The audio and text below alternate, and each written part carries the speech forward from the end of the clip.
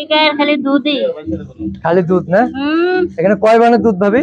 এনে 2 বানের দুধ। 2 বানের? আবার পিরা বান ধরছি, আবার উষার দিব। আচ্ছা, এই বালতিটা কয় কেজি? 12। 12 কেজি? তো 2 বানেই প্রায় ভরে গেছে। হ্যাঁ। আর এই 2 বানে তো আরেক বালতি হবে। হ্যাঁ? এটা দুধের সাগর।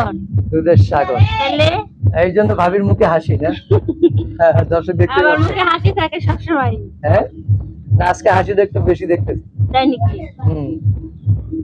ভাবি ভালো আছেন তো? এই তো ভাই, আলহামদুলিল্লাহ, আপনার দোয়ায় ভালোই আছে। ঈদ কেমন কাটলো? ভালোই কাটছে। ভালো কাটছে?